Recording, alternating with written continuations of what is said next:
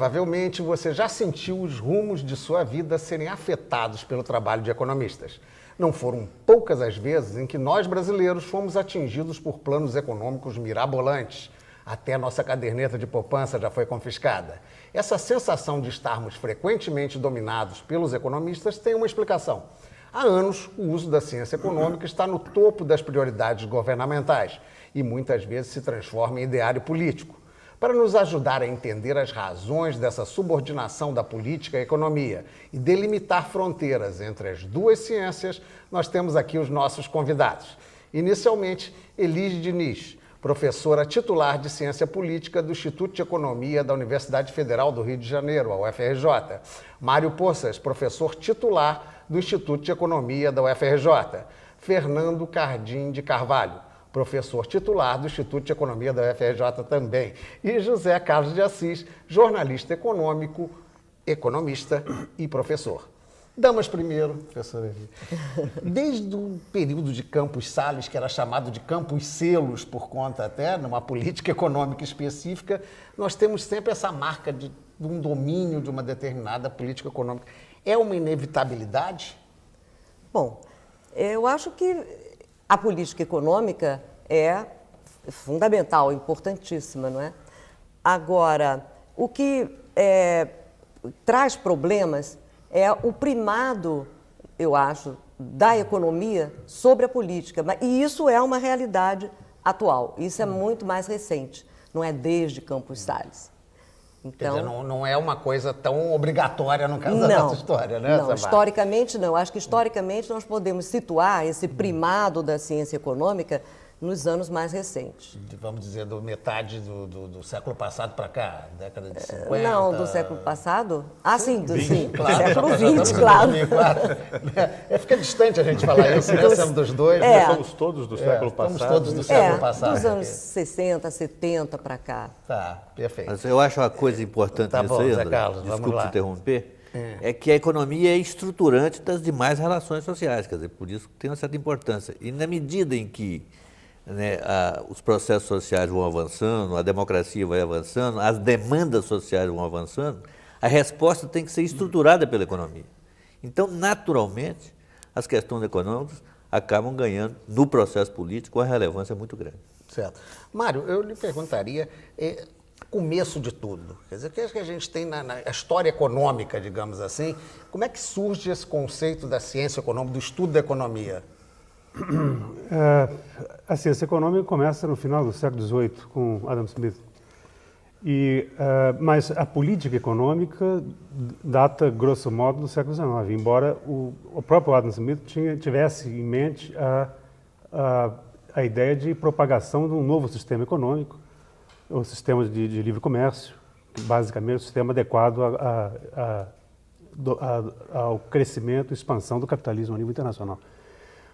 Mas a nossa preocupação hoje é de outra natureza. Nós estamos preocupados, no caso de países como o Brasil, com o desenvolvimento econômico e, ao mesmo tempo, com a estabilização da economia. Então, temos preocupação, de um lado, estruturante, como disse o Zé Carlos, e temos a preocupação também, no caso brasileiro, há evidências claras de que isso foi importante e continua sendo importante, de estabilização da economia. Então, esses dois pilares, hoje, são particularmente importantes em países como o Brasil, países em desenvolvimento. Preservar a estabilização sem perder de vista o desenvolvimento. Eu creio que isso muda ao longo do tempo, a ênfase nesses dois pilares muda. Juscelino Kubitschek, por exemplo, prevaleceu claramente o desenvolvimento em detrimento da estabilização ou da estabilidade. E hoje prevalece o contrário, embora os economistas façam do governo, até os médicos, em função econômica, façam um discurso contrário. Perfeito. Fernando, deixa eu pegar um aspecto até mais pessoal.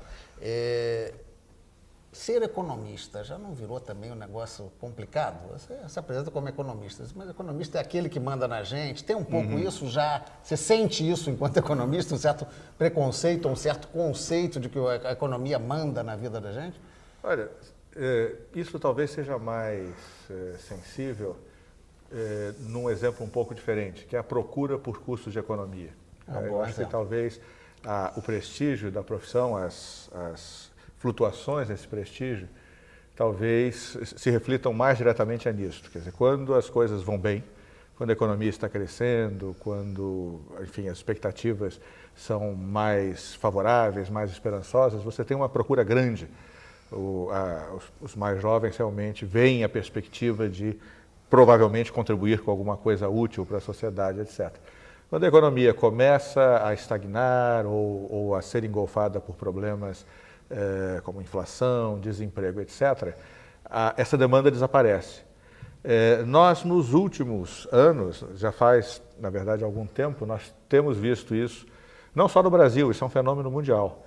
É uma fuga de alunos à economia. Por exemplo, o número de inscritos na área de economia, ou o indicador que é muito importante, qual é a nota de entrada, quanto você tem que tirar num vestibular para ter a expectativa de uma vaga, tem sido reduzido.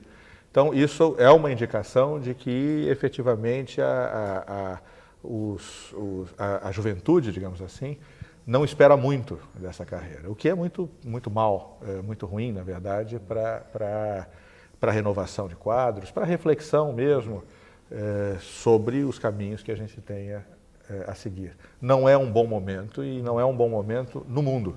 No mundo. Nos Estados Unidos você vê exatamente o mesmo fenômeno de redução de procura, cursos de pós-graduação que já não conseguem se viabilizar, etc., porque não há demanda para isso. É um sinal de que economistas deveriam, enfim, renovar a profissão para exatamente responder a essas demandas. Ainda nesse campo de domínio, Zé Carlos, vamos pegar o seu aspecto jornalístico aí. Você foi jornalista de economia há muitos anos e sempre tinha aquele negócio, ninguém gosta ou entende a página de economia. Também essa questão. Você acha que a economia passa a ser um bicho de 7 cabeças pela sua complexidade ou por algum conceito disso que nós estamos falando, dos planos econômicos, do domínio da economia sobre a nossa vida? Olha, eu acho que tem muita mistificação, né? Isso faz parte, inclusive, do jogo político desde o século XIX. Quer dizer, quando Marx escreveu o Capital, ele escreveu para, aliás, antes do Capital, Crítica à Economia Política, para você desmistificar a economia, né? E isso continua até hoje. Quer dizer, quando alguém chega e diz o seguinte: o Estado não pode gastar, né, mais do que arrecada.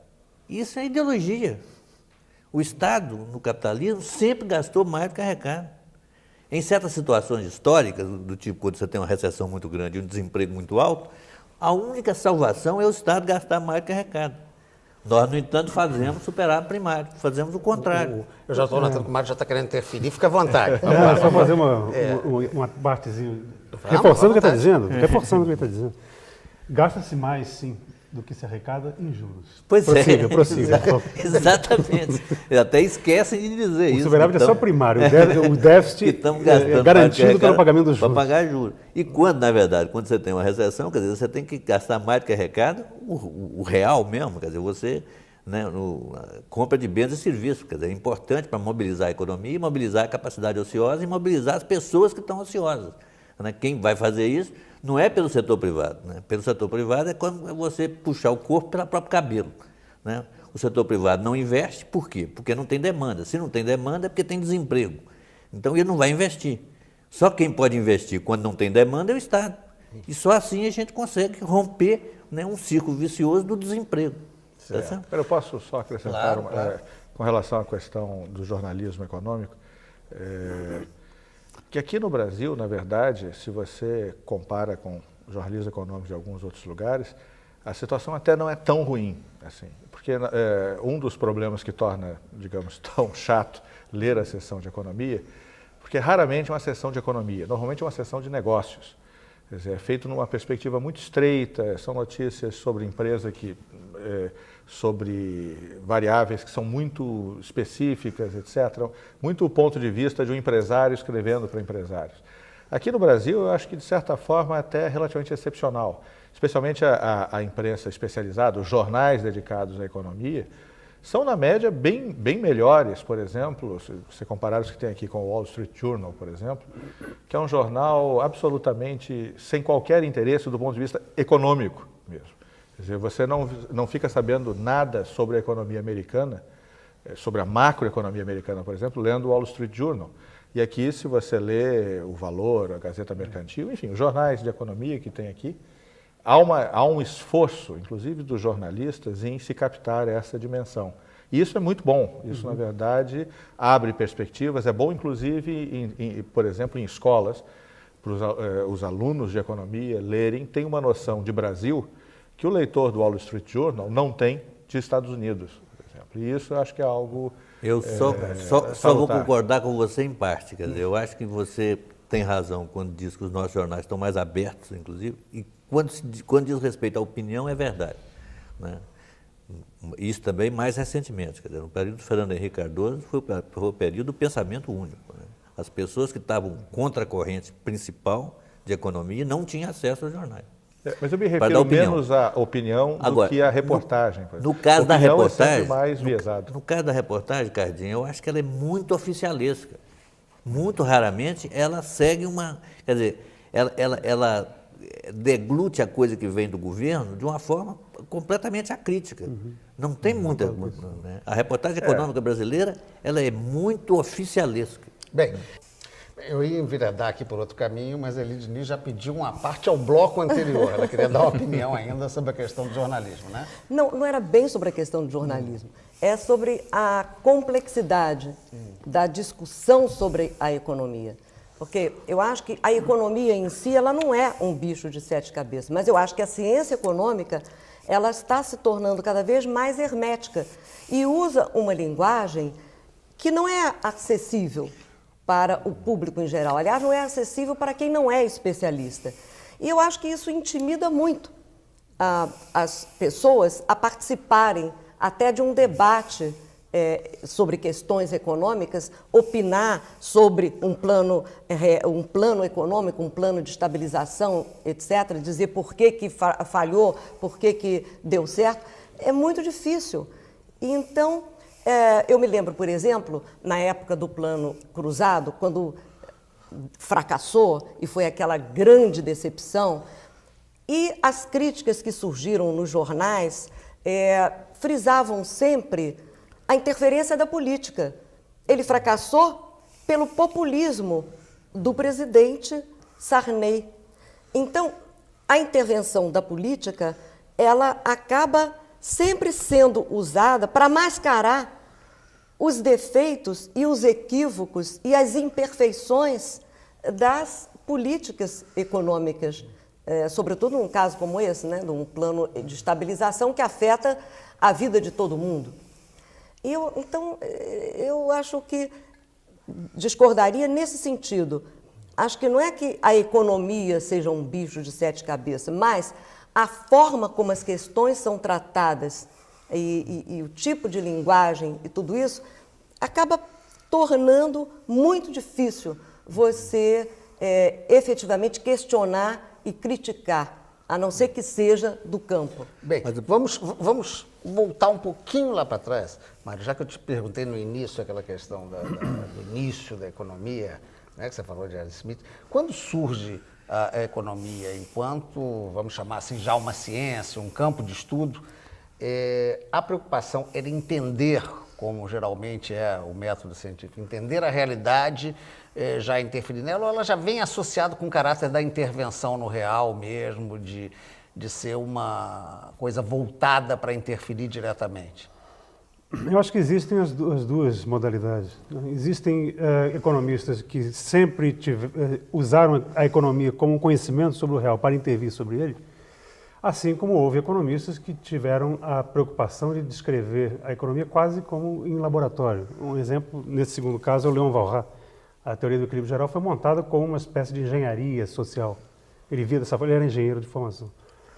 E o núcleo da ciência econômica hoje é basicamente isso, quer dizer, é um modelo de equilíbrio geral, com alta formalização, alta complexidade, princípios axiomáticos, mas, no fundo, é herdeira dessa visão da economia como algo que, digamos, pode ser desvendado cientificamente como em laboratório.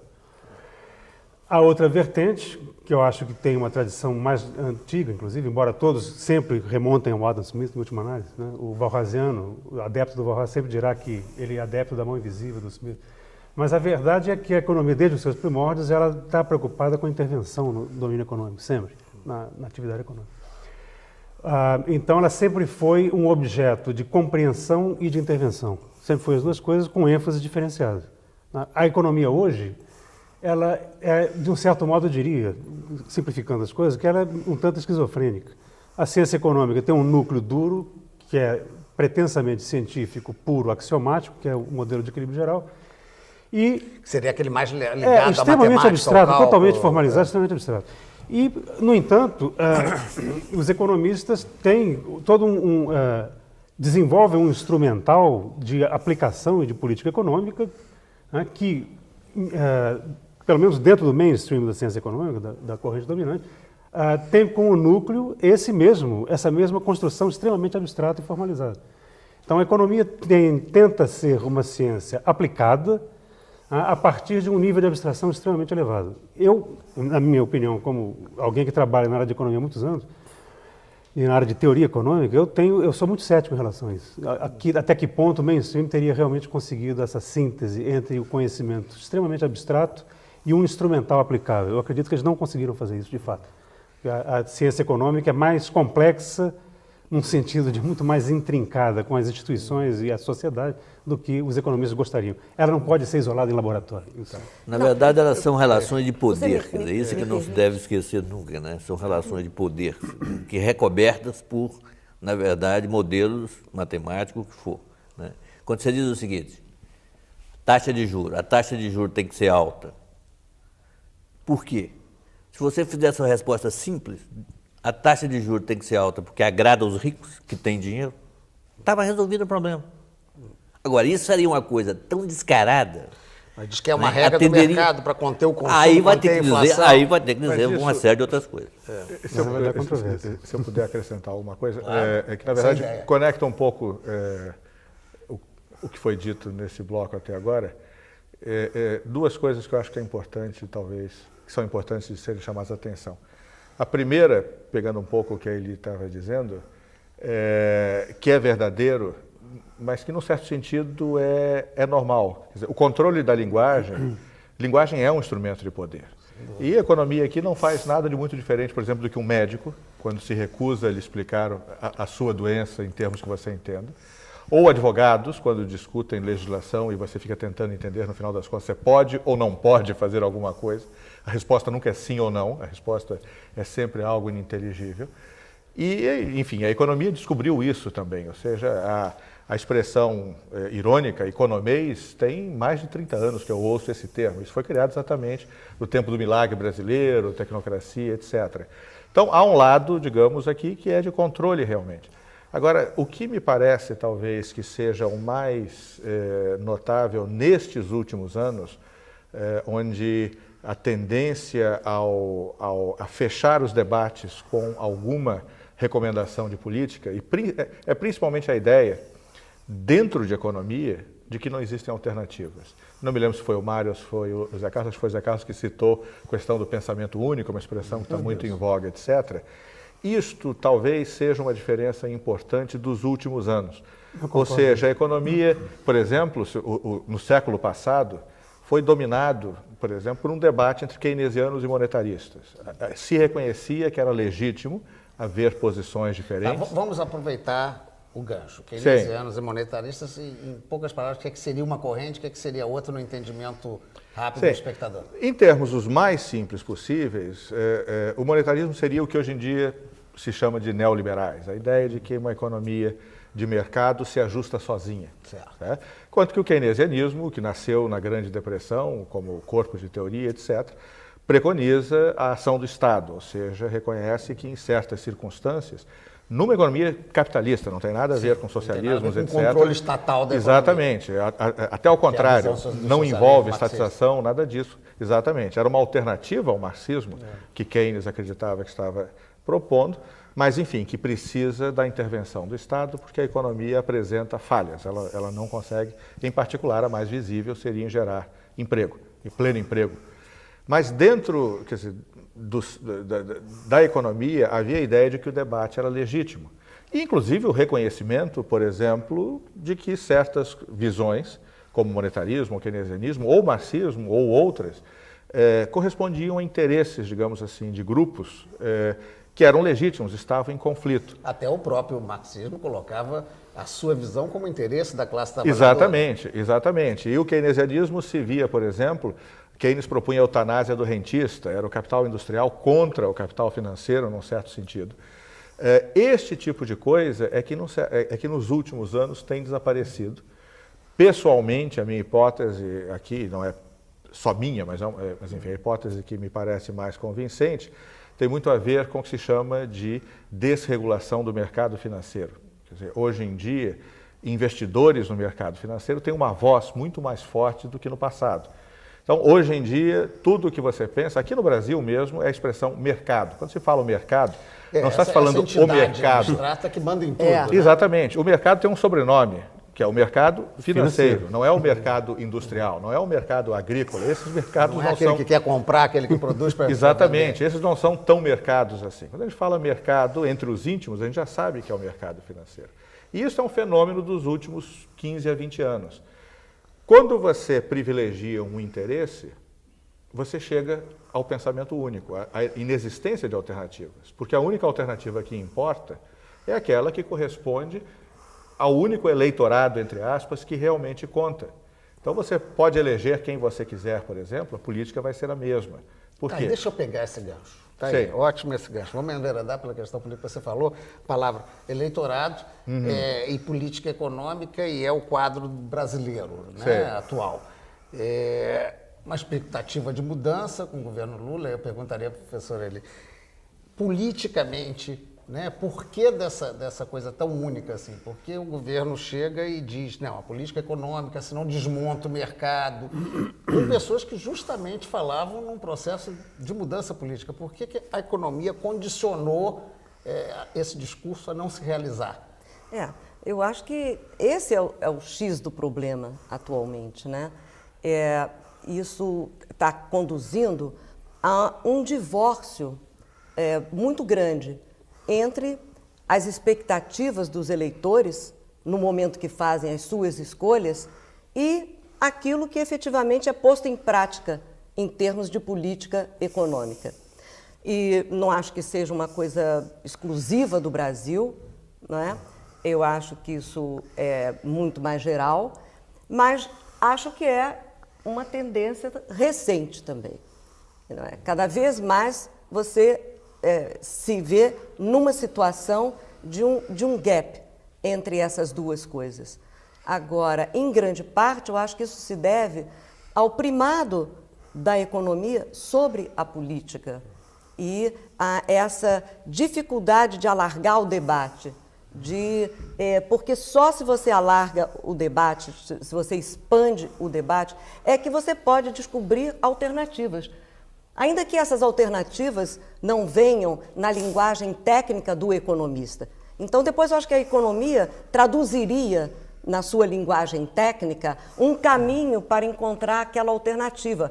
Mas o problema é que isso paralisou tanto o debate que nem há permissão de se pensar que existe uma alternativa. Isso é que eu acho que congela muito e dificulta que se avance. Então, nós estamos hoje, a meu ver, numa crise de paradigmas e a discussão está estéril, porque ela não consegue sair dessa armadilha que foi criada por essa primazia.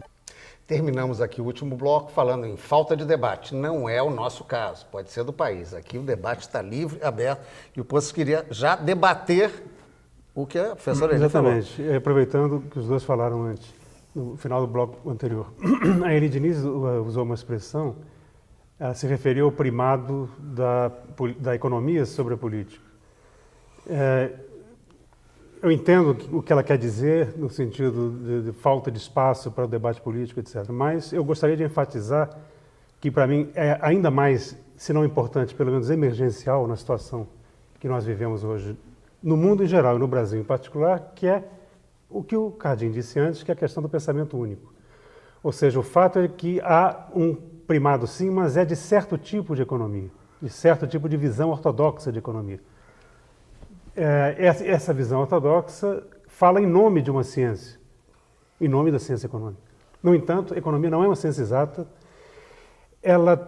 o esforço científico em economia é um esforço que tem muita dificuldade de se consolidar em termos de verdades plenamente estabelecidas. Uma das razões importantes para isso é a dinâmica da própria economia, mas há outras razões também, ligadas à dificuldade do conhecimento econômico, a complexidade da economia como objeto.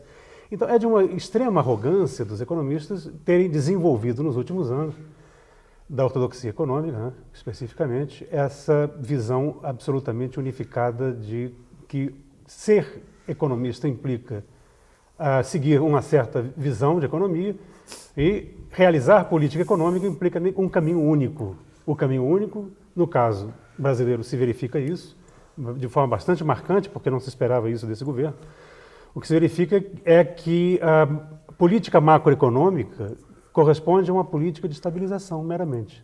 O resto, como disse o Cardin antes, corretamente, lembrando a posição liberal, viria como que espontaneamente. O crescimento parece que o Pallotti acredita nisso, os economistas que o assessoram também, que o crescimento, o desenvolvimento virá naturalmente como decorrência de ter feito o dever de casa. Esse pensamento único é um desastre. Deixa eu entrar como leigo. E eu, como economista, pertenço aos 2% que não concordam com isso, mas infelizmente... Esse pensamento leigo meu é de que, não sei se vocês concordam, isso ficou mais grave quando veio o termo da globalização. Os mercados agora são mundiais e se a gente não tiver inserido nesse movimento, estamos perdidos. E, de certa maneira, qualquer remada contra essa maré seria danosa. É um pouco por aí, Zé Carlos? Eu acho que é muito por aí. Talvez seja principalmente por aí, porque aconteceu o seguinte, né, que esse tipo de economia tenha prevalecido e se tornado hegemônica no primeiro mundo, do ponto de vista ideológico, não é de admirar muito. Por quê? Porque corresponde à sociologia do mundo industrializado avançado. Quer dizer, onde você tem, né, classes médias emergentes, pessoas que ganharam muito dinheiro, quer dizer, a preocupação central delas é o que fazer com o dinheiro e não propriamente com o emprego. Essas coisas estão resolvidas, né? As coisas do bem-estar estão resolvidas. Então, são sociedades afluentes. Né? Agora, nós aqui, né, compramos essa ideologia de que o mercado resolve tudo a partir de uma situação sociológica completamente diferente. Quer dizer, com a esmagadora maioria de pobres e, nas circunstâncias atuais, com a esmagadora maioria de desempregados e subempregados. Quer dizer, nós jamais poderíamos ter importado esse tipo de ideologia, sobretudo porque nós não só importamos ideologia, mas como aplicamos a ideologia. Eles lá fora, o mundo industrializado, que nos venderam essa ideologia liberal, não aplicam para eles mesmos, porque tem um estado de bem-estar social. Né? Tem quase, né, mesmo quando tem desemprego, né? Na Europa, por exemplo, você tem uma taxa de desemprego média de 10% nos países mais populosos, que é uma taxa alta, mas eles têm uma cobertura ao desempregado muito grande. Né? Porque aqui a gente tem um emergente seguro-desemprego, lá é uma fato, coisa maior. Exatamente. Né? E eles, através das agências multilaterais, através da FMI, através do Banco Mundial, através de BID, nos impuseram um tipo de política econômica recessiva e desempregadora dentro de um estado de mal-estar social. Né? Isso é que é... Quer dizer, essa coisa que muitas vezes não se tem percebido, né, com clareza isso, quer dizer, a natureza esquizofrênica de nosso processo político-econômico. Né? Ou melhor dizendo, para recuperar uma palavra um conceito que não se usava muito, a economia política, a nossa economia política. Bem, aí voltamos... Eu só queria acrescentar uma coisa. No geral, eu concordo com o que o Zé Carlos está colocando, agora, com algumas nuances, porque, na verdade, essas pressões também estão sendo fortes entre países industrializados. Eu acho que o caso mais notável, por exemplo, é da Alemanha. A social-democracia do Gerhard Schröder, por exemplo, é quem está tomando a iniciativa de propor as reformas liberais, na verdade. Está se dando muito mal, os boletins, as expectativas eleitorais são de uma derrota monumental para a social-democracia nas próximas eleições. Eles perderam todos os estados que foram colocados em disputa até agora. E em particular, os sindicatos, eu estive, na verdade, na Alemanha cerca de um mês atrás, e coincidiu com uma reunião dos sindicatos que são a base dos partidos social-democratas, exatamente colocando em ruptura. Eles estão buscando outras coisas, na verdade, saídas keynesianas. A Alemanha tem um desemprego de quase 10%, com bem-estar social, ou seja, não é tão dramático como isso aqui, mas desemprego é desemprego. Desemprego significa que uma parte da população tornou-se inútil, tornou-se supérflua, está dependendo, num certo sentido, da mão que se lhe estende. E esse rompimento estava sendo colocado em termos bastante drásticos, na verdade. A social-democracia tentou segurar, não estava conseguindo. O outro grande exemplo são os Estados Unidos, onde bem-estar social também é melhor do que aqui, mas não se compara com a Europa. Nos Estados Unidos, por exemplo, o desemprego diminuiu nos anos 90, a concentração de renda abriu-se violentamente, ou seja, são os empregos McDonald's, como são chamados, melhor do que nenhum, mas são empregos, enfim, para vender hambúrguer. Não vai se pagar nada parecido com a renda que se espera dos Estados Unidos. E é muito interessante a experiência americana, porque nos anos 90 nós tivemos o maior sucesso, digamos assim, de uma economia capitalista em 30 anos. Enfim, a expansão durou 10 anos. Quase pleno emprego. Com o presidente Clinton, o desemprego realmente quase desapareceu pelas medidas usuais. Agora, quando a gente lê, por exemplo, o relato de autores como o Stiglitz, Prêmio Nobel de Economia, etc., sobre a experiência dele como governo, que foi inclusive traduzida e lançada aqui no Brasil, eu não me lembro exatamente do título em português da obra, mas enfim... A globalização e seus malefícios. Não, principalmente o seguinte, o original, que no original era The Roaring Nineties, aqui é alguma coisa parecida, dos anos 90, alguma coisa, em que ele relata principalmente o enorme desapontamento que foi a experiência dele como assessor-chefe do presidente Clinton e depois como economista-chefe do Banco Mundial, esbarrando em dificuldades muito semelhantes como as que a gente vê em outros países, inclusive, como o Mário citou agora há pouco, enfim, a nossa própria situação, em que uma série de perspectivas, digamos, foram apontadas durante as eleições e depois o resultado não corresponde exatamente, eu estou sendo eufemístico aqui, mas enfim, não é exatamente o que foi esperado. Então, este problema do pensamento único, ele é mais grave em países que importam o pensamento alheio, como é o nosso caso e de subdesenvolvidos em geral. Certamente. Mas essa é uma tendência que tem ocorrido também em outros países.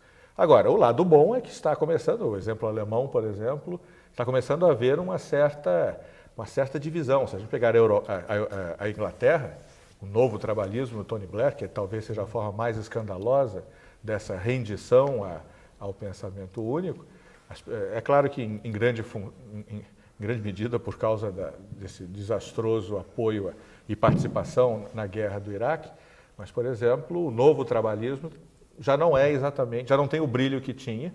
Há toda a expectativa de que nas próximas eleições não é o Tony Blair que seria o líder trabalhista, e sim o Gordon Brown, que é um ministro das Finanças, nesse caso, mas muito mais próximo da esquerda trabalhista, digamos assim, da tradição trabalhista, do que o Tony Blair, que é muito mais próximo da Margaret Thatcher. André, só para voltar, uma coisa aí importante, que é o seguinte, porque, retomando um pouco o outro bloco,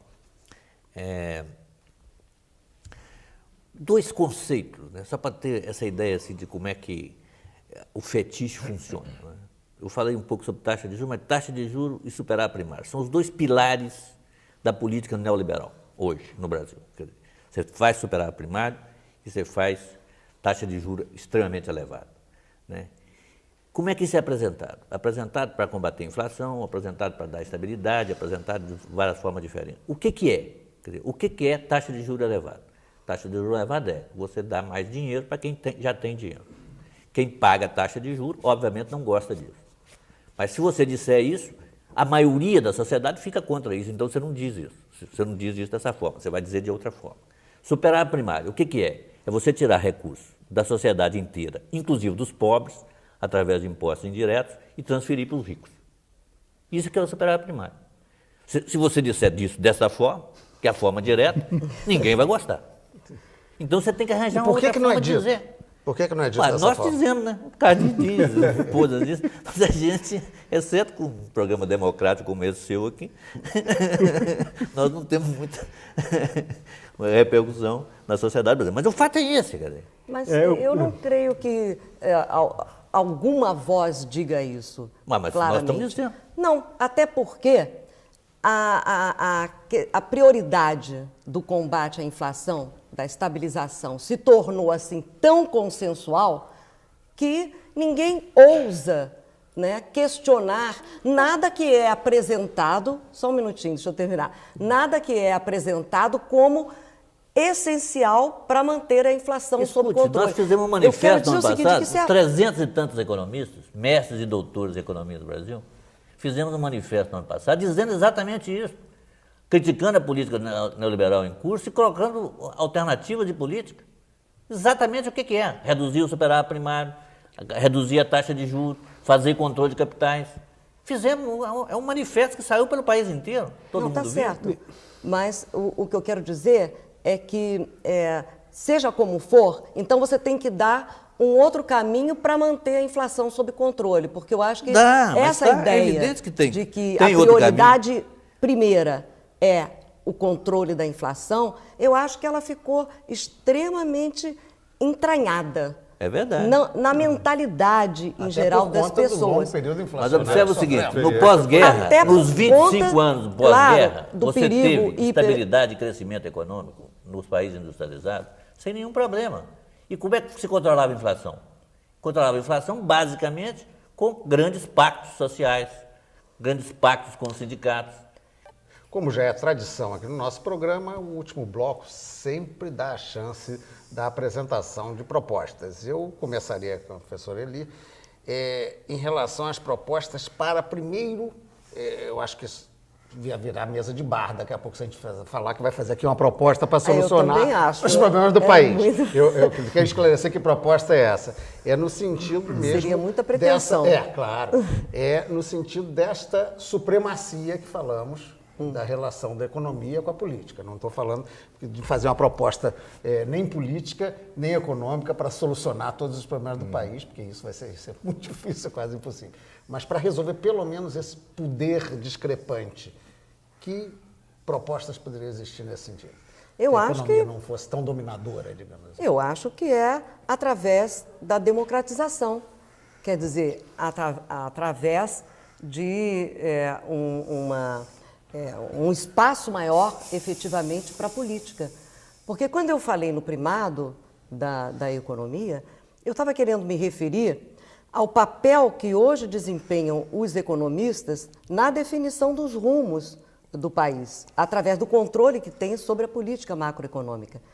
E eu acho que isso ocorre, em grande parte, porque os economistas atuam como policymakers. Eles não atuam apenas como assessores ou consultores, porque isso, em todos os países no mundo, isso é uma coisa natural, uma coisa normal, rotineira, digamos assim. Mas na América Latina, e particularmente no Brasil, que é o caso que a gente conhece mais, na verdade, eles ocupam posições estratégicas, né? Estão, assim, na alta cúpula do governo, digamos assim, na alta burocracia, e protegidos dos embates políticos, porque eles têm total autonomia para tomar as decisões, para formular as políticas. E isso é feito propositadamente. Quer dizer, o desenho institucional do Estado permite a concentração do poder no executivo e, especialmente, a concentração do poder decisório nesse círculo restrito que detém as rédeas da política econômica. E totalmente distanciado, né, dos partidos, do mundo da política, mas mesmo dos partidos, do Congresso, etc. Até mesmo no plano cruzado isso aconteceu, apesar de no plano cruzado se falar sempre que aqueles economistas estavam ligados ao PMDB. Mas o PMDB não foi consultado.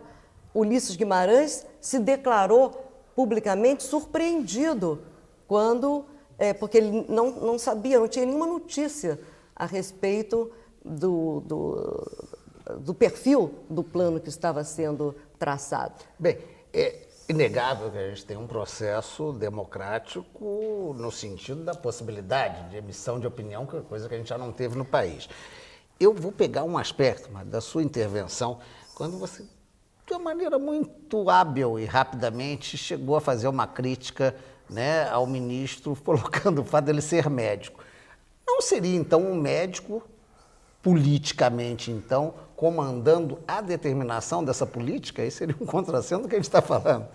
É interessante o ponto. Eu tinha, por coincidência, pensado exatamente nisso, como um contra-exemplo ao que a Diniz acabou de falar. Na verdade, o Pallotti é um bom exemplo, digamos, exponenciais, né? Eles ocupam cargos estratégicos de assessoria. E, mais do que isso, não são só os economistas, é a visão deles, é a economia. O Pallotti, mesmo sendo médico, aprendeu rapidamente o discurso. E ele usa esse discurso quase como se fosse doutor em economia, nesse tipo de linguagem, digamos, que o mercado gosta de ouvir, o chamado sossega-leão. Isso, ele se tornou um expert. O problema, portanto, não me parece, embora você tenha um ponto válido, o problema não me parece tanto o de que os economistas invadiram o aparelho do Estado e detêm posições-chave. Talvez em parte seja verdade, mas eu acho que isso reflete o fato de que eles são demandados também. Não é uma infiltração que resulte apenas numa ânsia de poder corporativo, coisa assim. A economia é muito importante. Ela é importante por razões estruturais, de um modo geral, e em particular num país como o Brasil, com as carências que ele tem, naqueles dois pilares que eu mencionei antes. Quer dizer, de um lado, a necessidade urgente de desenvolvimento, de crescimento econômico e de desenvolvimento.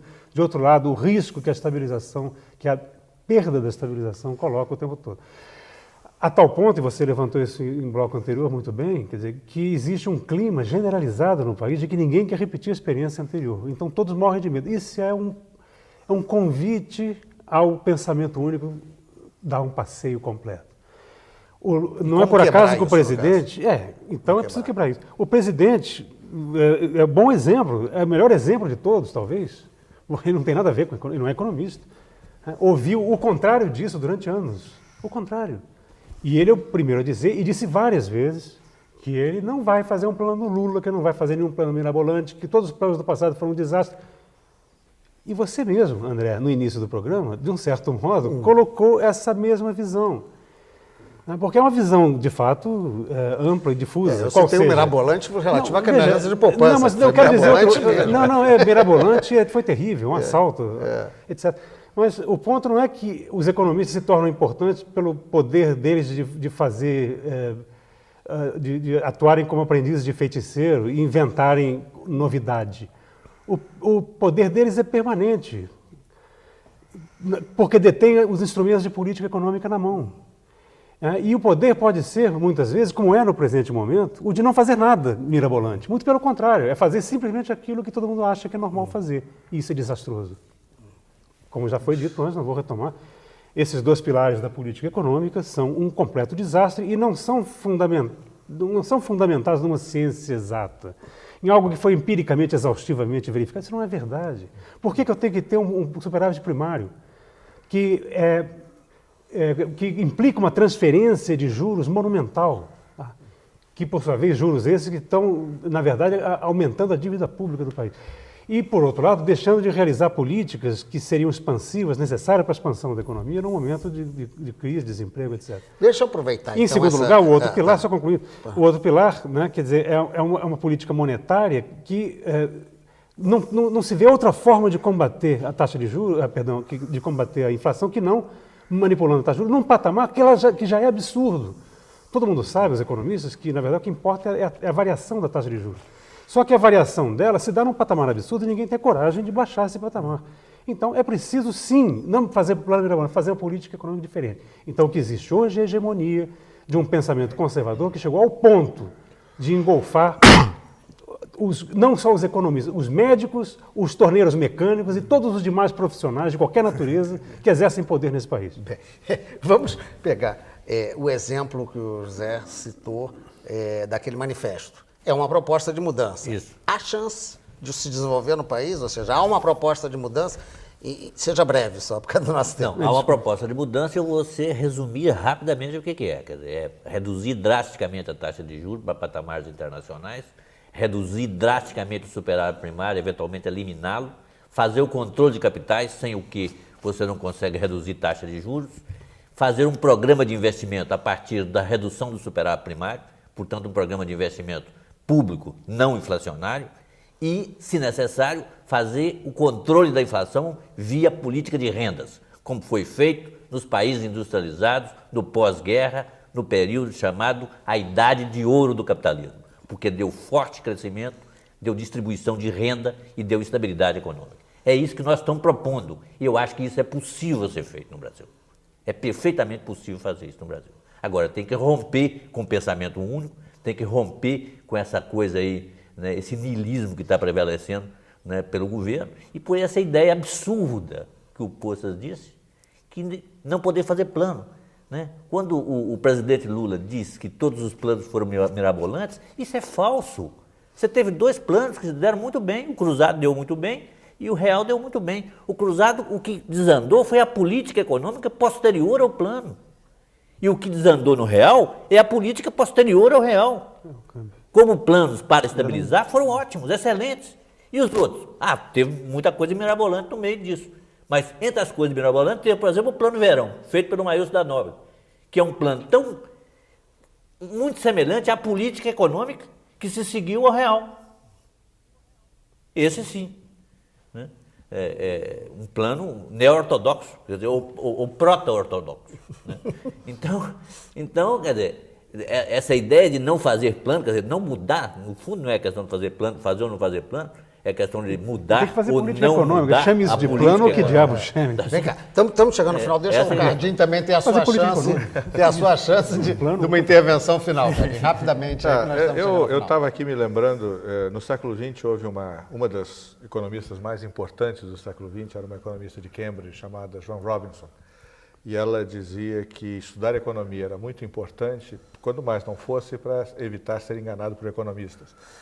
Eu quero usar isso como introdução, só para... Mas seja breve, que nós estamos... Pois é, numa ideia mais de longo prazo, que eu acho que no final das contas, a resistência mesmo a longo prazo a esse tipo de coisa, continua onde sempre esteve, na escolas, aqui eu não quero fazer propaganda, mas é como a FRJ, o Instituto de Economia, vê a sua missão.